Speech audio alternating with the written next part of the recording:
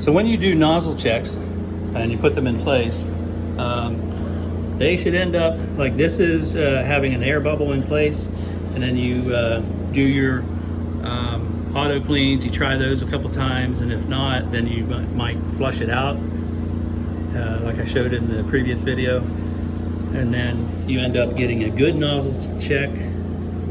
What you see right there, that's 100% clear, ready to print your jobs, fine halftone prints.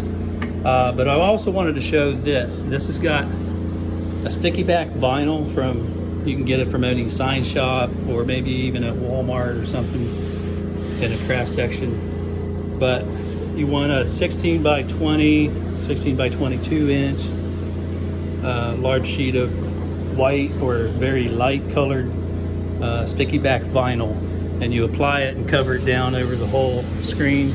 And this way you don't have to continue to spray the back of an 8.5 by 11 paper and stick it up here in the corner, and you can wipe this down, or you can do nozzle checks all the way down the road, and you kind of can see how it's looking throughout the whole week.